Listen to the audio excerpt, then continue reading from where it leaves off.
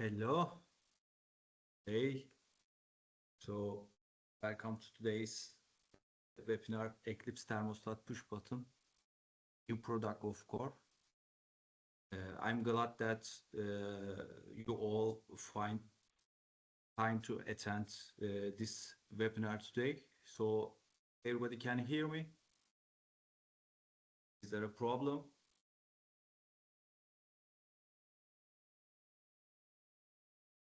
So there's a problem. Can you write on chat?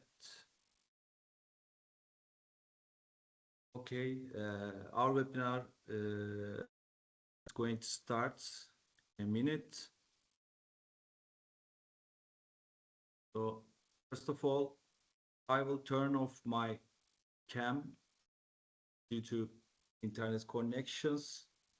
So I don't want to lose connection.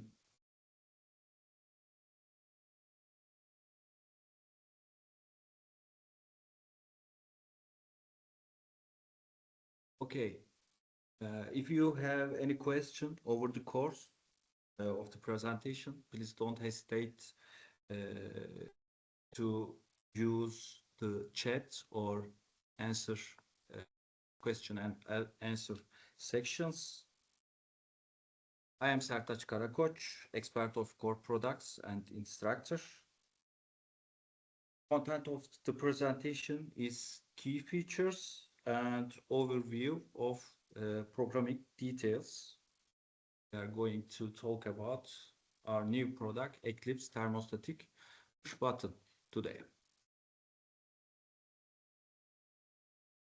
So Eclipse Thermostatic Push Button is the combination of Eclipse thermostat and Eclipse push button switch. So it provides thermostat control and button control together in one device. For the thermostat controls, device has dual thermostat feature. So it's possible to control two independent HVAC system, air condition and room temperature controller together with one device. It's very important feature for the integrators and also for the end users. It makes very easy to use this thermostat for two different HVAC system. And the device has capacitive touch panel, touch LCD.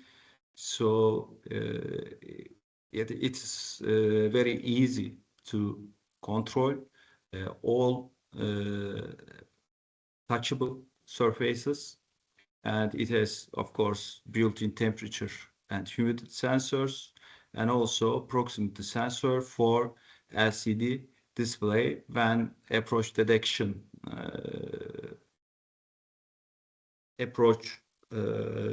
a detection. So it activates LCD display lights, backlight. So in unnecessary or unwanted situations, it turns it dims actually the backlight of the display. So for the button controls, there are two options: 2-volt or 4-volt. So it is adaptable structure for different living spaces and project needs. Up to 8 freely configurable push buttons. So again, it is flexible customization to match different user scenes.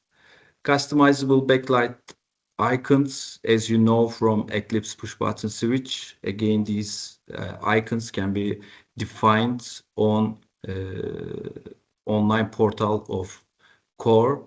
It's planner with planner. So again, we use proximity sensor to control the backlights of icons. So again, it activates backlights when approached a detection. This device is in Eclipse design line. As you know, we have two design lines. One of them is Eclipse, the other one is Surface. This product is belong to Eclipse design line. Single device for thermostat and push button. As we told, 2 and 4-volt options. It is available for this device. 1-volt is not available for your information. For the finish options, a standard silky matte, brushed and artisan finish options still this device has. And also, in addition to these finish options, we have a plastic finish option. It is plastic white, plastic black, and plastic sand beige. As a quick check for the mechanical details, there are 3 parts. One of them is metal mounting support, and the other electronic part, and of course the bolts. As I mentioned, there is no 1-volt configuration available for this device. Only 2-volt and 4-volt options available. Yeah, this is the key features of the device. Let's go through the programming details. After this presentation, we can check the parameters from ETS. So this webinar will be a quick webinar because I guess all you are you know our thermostat and also our push button switch. So it's a combination. So almost the same features with thermostat and push button. So we have only one ETS database. So you can select fault options, 2-rocker or 4-rocker option from the parameters.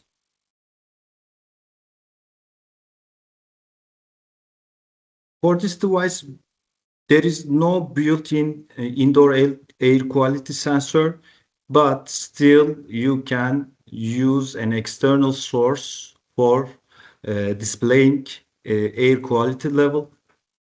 And also you can enable or disable touch sounds when you touch the display.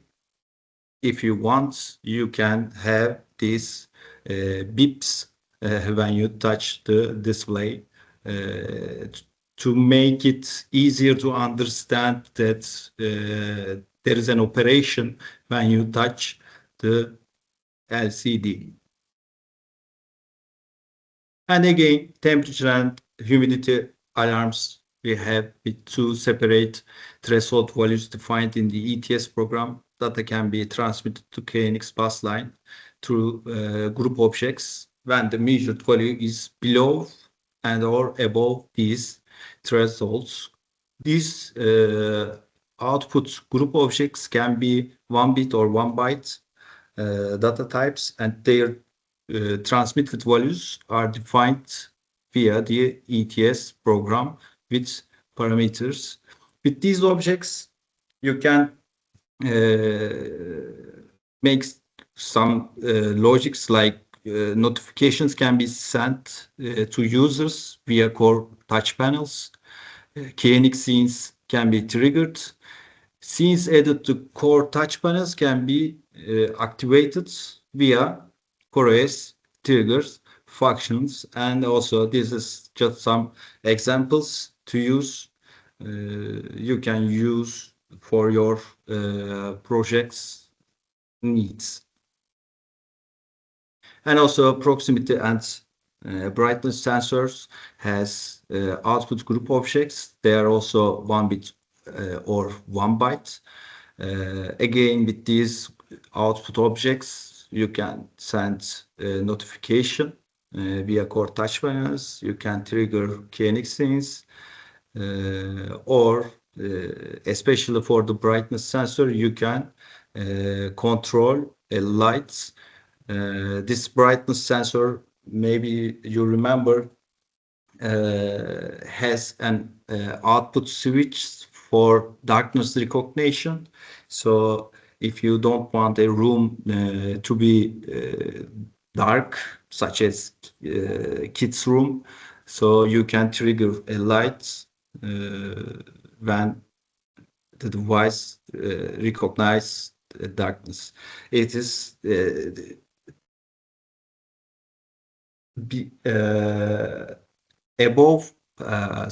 below 10 lux means darkness for the device, by the way. So, and you can see this information in the parameters. And dual thermostat feature is, I think it is very important feature because it allows two separate loads to be controlled by a single thermostat. HVAC control can be configured as room temperature controller and air conditioner. It is HVAC 1 is always air conditioner and HVAC 2 is always room temperature controller.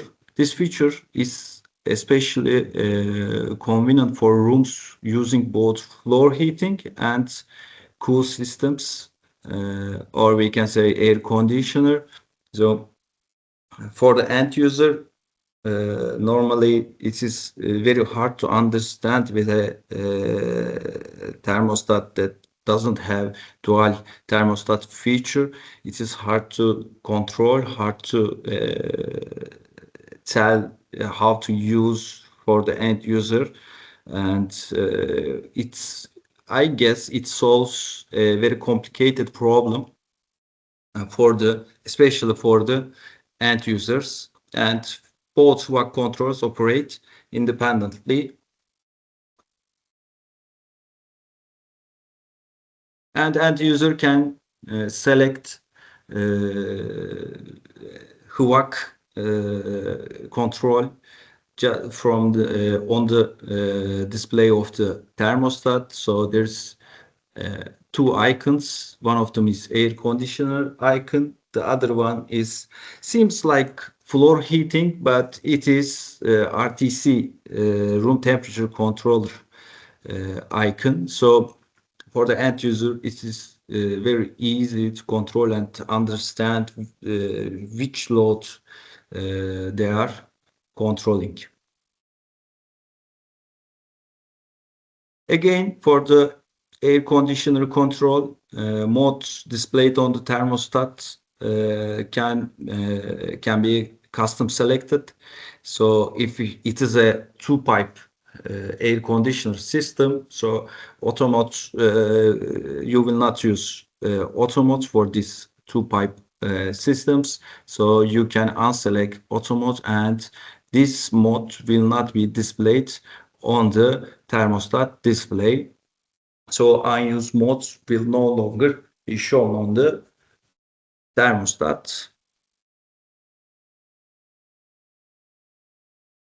And variables for KNX scenes, again, for RTC, thermostat on-off control, protection mode, fan mode, and set points, and also for air conditioner on-off mode, fan speed and set point can be defined in these scene groups, and up to 4 scene groups can be created. Here, different from usual KNX thermostat, we don't use operations modes like comfort, standby, or night. We use only protection mode. We will check in ETS parameters.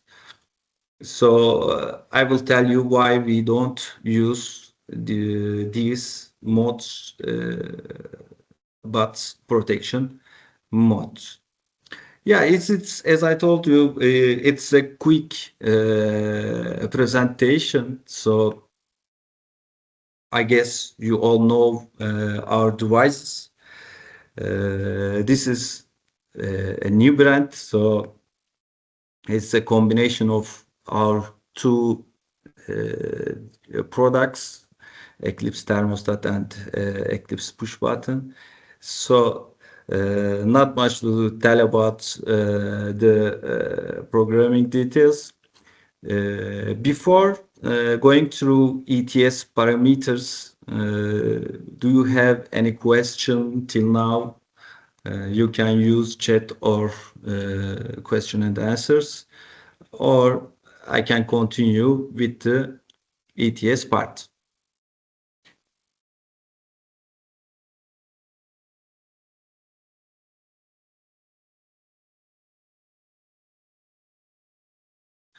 Okay, then I will go through ETS. I will share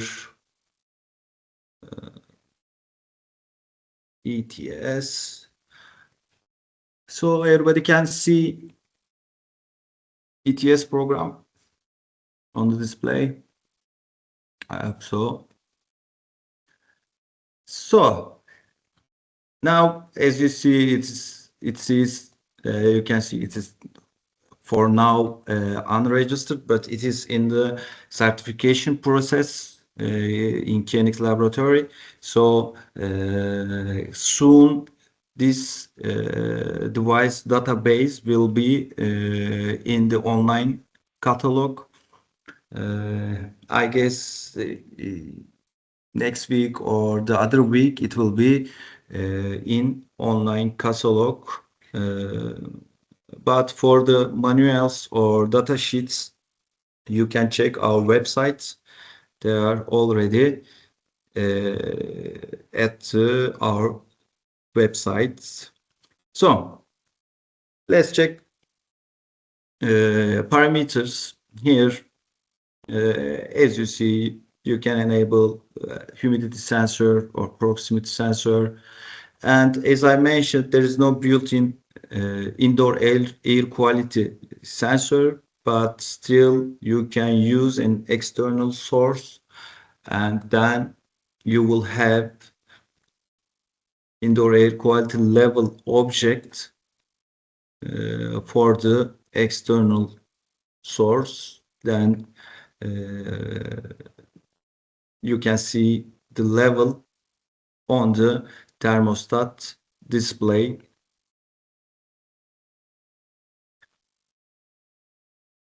And here you can select either two rockers, 2 volts or 4 volts, and you will see the buttons on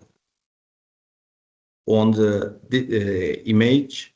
So now you can find, and you activate button orientated. Now you will know which which button belongs to which site. So for the temperature and humidity, we have humidity alarms or temperature alarms. You can use two thresholds. So you can define the threshold value, and you can define the output value data type, and you can enable or disable the actions below or above. And also same for the temperature. For the humidity sensor, sometimes it's very useful to control the humidity of the room. If you have a humidifier or dehumidifier devices in the room, so you can trigger these devices according to these thresholds you defined in parameters. And also for proximity, you can enable approach detection. Again, you can select the output data type, and you can enable or disable the actions on detection or after timeout. And also same for the, let me enable the brightness sensor.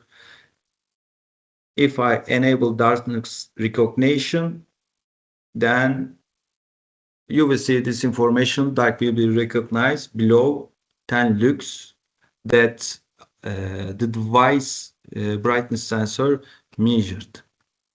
We don't broadcast the measured value to KNX bus line. We only use this sensor for this darkness recognition object and also for the backlight of the display and backlight of the icons to adjust these backlights according to brightness sensor. We don't broadcast to the KNX bus line because it will not be the how can I say, it will not be the real brightness for the room because of the position of the sensor and the place of the device. So it's not a good way to measure the brightness of the room, but for the backlights and also for the darkness recognition, you can use this sensor. And after sensors, again, for the HUA control, you can select for sure single thermostat if you only control one HVAC load like air conditioner or as room temperature controller. You can select, and also, as I mentioned, dual thermostat feature. You can use dual thermostat feature. HVAC 1 will be the air conditioner, HVAC 2 will be the room temperature controller. For the modes, as you see, you can, if you don't use auto mode, fan mode or dry mode, maybe some end users want to control this air conditioner with only heat mode or cool mode. So you can unselect these modes, and these modes will no longer shown on the thermostat display. And for the RTC, you can select heat, cool, or heating and cooling. Normally we say for the dual thermostat, one HVAC control will be air conditioner, the other one will be fan coil. Floor heating, but you can use, of course, room temperature controller as a fan coil controller. But normally, I guess we will use dual thermostat to control air conditioner and floor heating. Here, let me tell you about this operation modes. As I mentioned, we don't use comfort, standby, night mode, but only protection mode. Because to be honest, if we use these modes, we must show on the thermostat display, and then we need to make smaller primary display for the room temperature. So we decided not to use, but we need in some cases, in some projects, this protection mode. Of course, for the window of contact, when window contact enabled, you can select the protection mode set point, and also you will get a status object for the protection mode status. But if you don't use thermostat on-off feature, then in set points you can enable protection mode, and then this thermostat will not be turn on or turn off. It will be always turn on, but you can select protection mode. In some projects we need this protection mode instead of thermostat on off, so we keep this mode, but not for the comfort or standby or night mode. We will not use these modes in this device. So the other part is fan control for the room temperature controller. Again, the device behave as a master for fan controlling. So here, especially when you select auto mode, the Eclipse thermostatic push button decides the fan speed when the fan's mode is auto. The device defines the fan speed according to these thresholds. These thresholds for PI control or PWM control, you can select the percentage of the thresholds if you are using PWM or PI continuous for the control type. But if you are using 2-point on-off, then the device will use the temperature differences between set point and room temperature. So the device will behave as a master for fan control. These all for the thermostat part, and also for the button part, it is possible to select switch, dimming, shutter, scene, or value. This is all same with Eclipse push button. This is the standard KNX push button for the parameters. You can define the button function, you can define the LED configuration, and also for the jamming function, or some devices use, some brands use block function or lock function. You can lock the button using jamming function. Yeah, actually all for this thermostatic push button. As I guess you all know these parameters from our other products. Yeah, actually the subjects that I want to tell you is all. So again, if you have any question, you can ask. I'm here to answer that. But yeah, I guess that's all for this webinar. I hope this device will help you in your projects. Yeah, this jamming function is to use to block or lock the button. So for example, this can be in an office, and in working times it's not you don't want someone to control these buttons or to control the lights or shutters, whatever. You can lock these buttons, so until you will send unlock command, these buttons will not trigger any telegram to the bus line, so they will not control their loads. The jamming function is for that. As I told you, in some devices it's called block function. In some others, lock function, and also jamming function, such as our devices.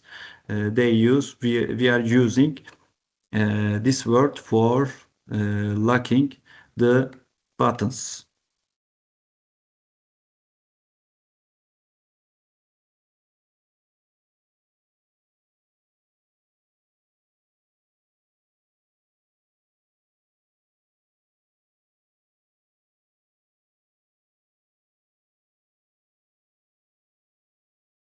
Yeah, I guess another question is coming.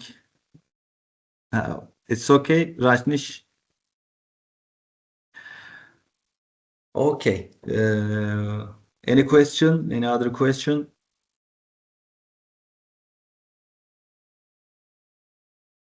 So, thank you for your attention.